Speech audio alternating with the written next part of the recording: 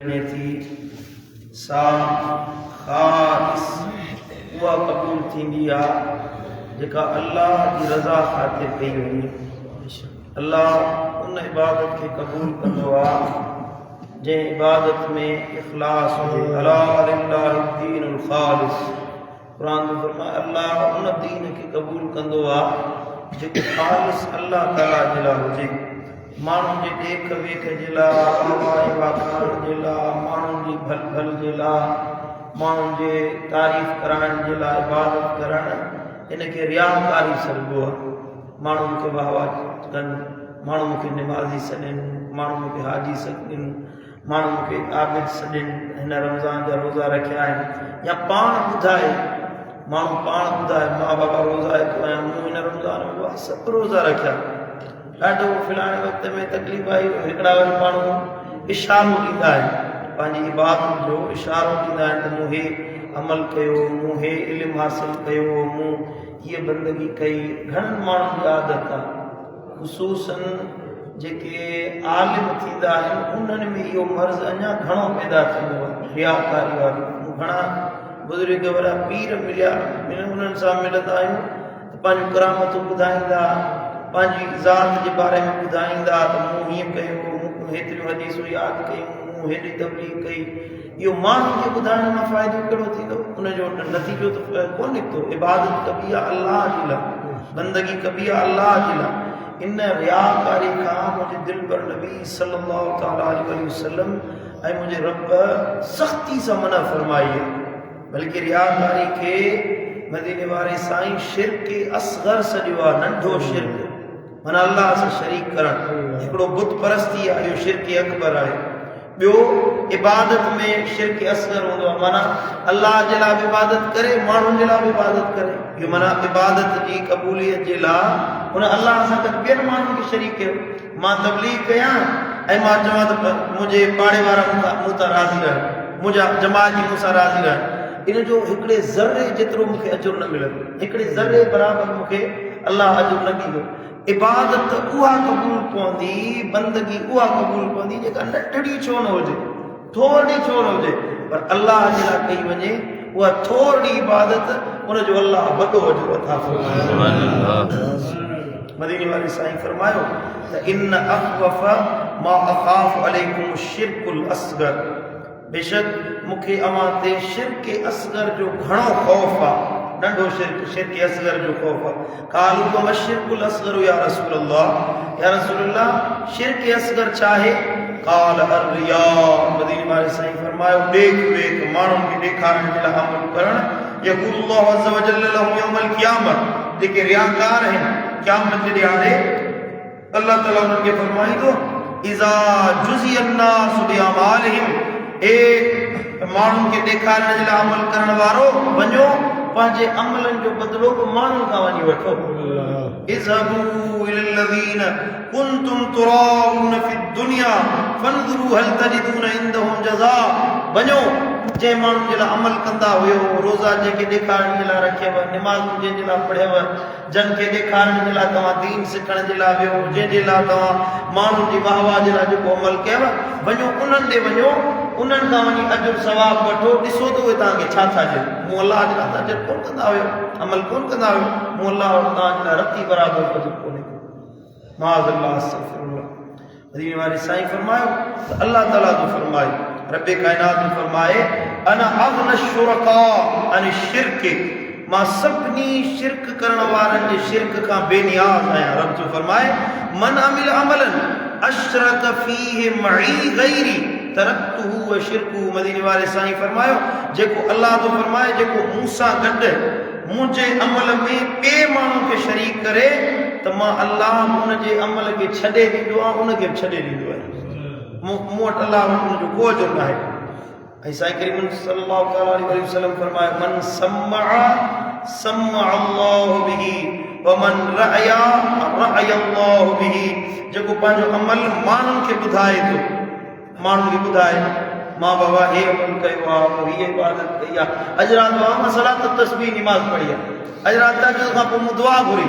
अॼु मूं हीअ इबादत कई, माण्हुनि खे ॿुधाए। मदीने वारे साईं फरमाए अल्लाह ताला उनजो जेको फ़ैसिलो कंदो न, उहो सभिनी खे ॿुधाईंदो क़यामत जे ॾियारे तव्हां जेके गुनाह कया रब फरमाईंदो हे उहो माण्हू अथव जंहिं हे गुनाह कयो क़यामत जे ॾियारे मख़लूक खे अलाह ॿुधाईंदो हे उहो माण्हू अथव जंहिं हे ख़ता कई ज़िना कई चोरी कई अलाह क़यामत में ॿुधाईंदो ऐं मदीने वारे साईं फरमायो जेको रिया थो करे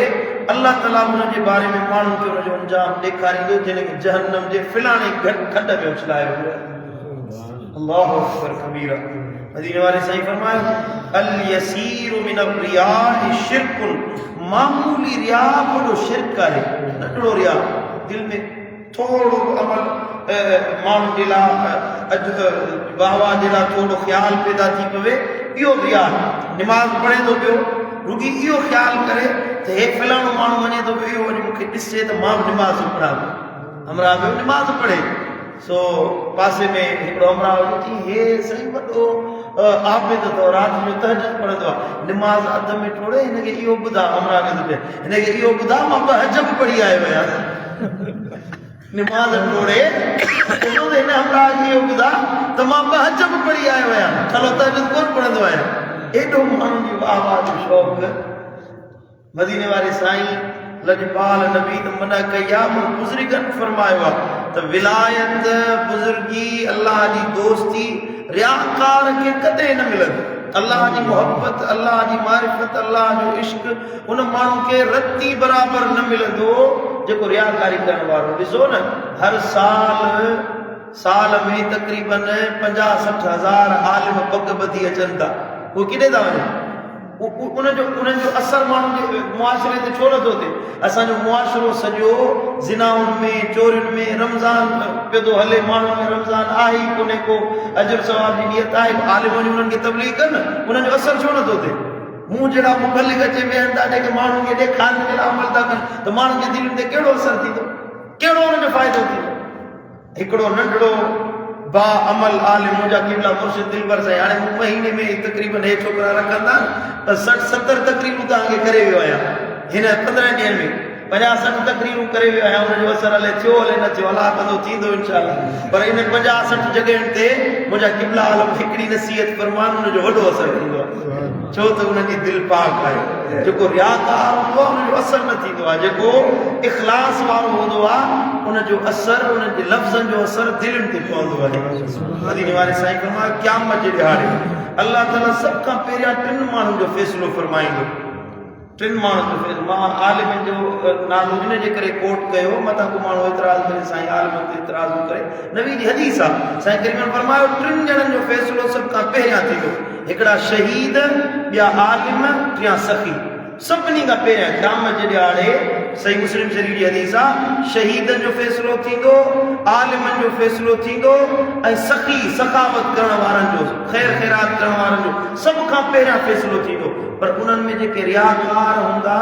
माण्हुनि खे ॾेखारण जे लाइ ॿियो जिहाद ते शहादत जो तर्जुमो आहे पर माण्हुनि खे ॾेखारण जे लाइ जिहाद ते वियो इल्मु सिखियो किताब पढ़ी उठ किताबनि जो सॼो पढ़ी माण्हुनि में इन नियत सां इल्मु पढ़ी त माण्हुनि खे आलिम सॾनि मुफ़्ती सॾनि या सखावत कई ख़र्च कई अल्लाह जी राह में पंहिंजो हलाल रिज़्क़ लुटाई पर माण्हुनि जी ॾेख वेख जे लाइ मदीने वारे साईं फरमाइनि टिनी माण्हुनि खे शहीदनि खे आलिमनि खे सखियुनि खे इन्हनि में जेके रियाकार हूंदा अल्लाह फरमाइनि जो हिकिड़ो अमल क़बूल न आहे ऊंधे मुंहुं जहन्नम बाहि शहीदनि खे जहन्नम में उछलायो वेंदो आलिमनि खे जहन्नम में उछलायो वेंदो सखावत करण वारनि खे जहन्नम में उछलायो वेंदो हालांकि उन्हनि जे लाइ तव्हांखे केतिरियूं हदीसूं रमज़ान शरीफ़ में ॿुधायूं आहिनि त केॾा वॾा इनाम अजुर आहिनि हिकिड़ो नंढड़ो अमल रियाकारी वारो उन्हनि जे हड़नि ई इनामनि खे हिते पाणी फेरे छॾींदो उन्हनि खे जहन्नम जी बाहि हबीब करीम सल्लल्लाहु अलैहि वसल्लम फरमायो इन्नल मुनाफिकीन युखादिऊन अल्लाह व हुव खादिउहुम बल्कि अल्लाह जो क़ुरान बेशक मुनाफिक पंहिंजी पर में अल्लाह खे फ़रेब ॾियणु चाहिनि था या मुनाफिक जी निशानी आहे रियाकारी मुनाफिक अल्लाह खे फ़रेब ॾियणु चाहींदा वेज़ा कामू इला सलात कामू कुसाला निमाज़ में बीहंदा त सुस्ती कंदा सुस्त थी बीहंदा युराउन अन्नास ऐं माण्हुनि खे ॾेखारण जे लाइ इबादत कंदा माण्हुनि खे ॾेखारण जे लाइ बंदगी कंदा निमाज़ पढ़ंदा रोज़ो रखंदा ख़ैरात कंदा अमल कंदा माण्हुनि खे ॾेखारण जे लाइ वला यज़कुरुन अल्लाह इल्ला क़लीला ऐं अल्लाह जो थोड़ो ज़िक्र करण वारा आहिनि माण्हुनि खे ॾेखारण जे लाइ थोरो ज़िक्र कयोसीं बंदगी कईसीं मुंहिंजा दोस्तो पंहिंजा अमल बर्बाद न कयो हेतिरा अमल माण्हू करे थो हेतिरियूं नेकियूं माण्हू करे थो ऐं उहो रियाकारी माण्हुनि जे ॾेख वेख जे लाइ माण्हू अमल करे माण्हू कहिड़ो अजो ॾींदा माण्हुनि वटि आहे छा माण्हुनि जी हैसियत छा आहे जो असांखे ॾींदा माण्हू कहिड़ी शइ असांखे बदिले में ॾेई सघनि था निमाज़ जो अजुर एॾो वॾो आहे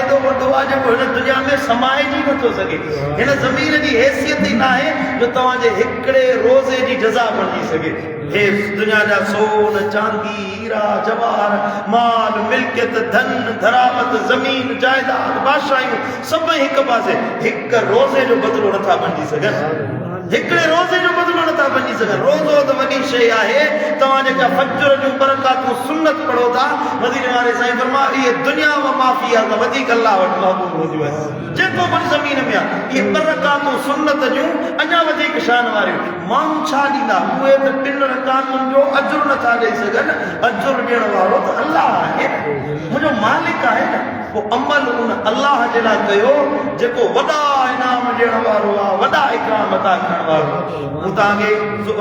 इशा नमाज़ जी हदीस ॿुधाई न त महबूबन फरमायो नंढड़े में नंढड़ो घटि में घटि जेको दर्जो हूंदो जन्नत जो उहो माण्हू जन्नत में वेंदो हीअं नज़र खणंदो त 1000 सालनि जे मुसाफ़त ते उनजी रुॻी नज़र पवंदी उनजी मिल्कियत एॾी वॾी हूंदी 1000 साल को माण्हू पंधु करे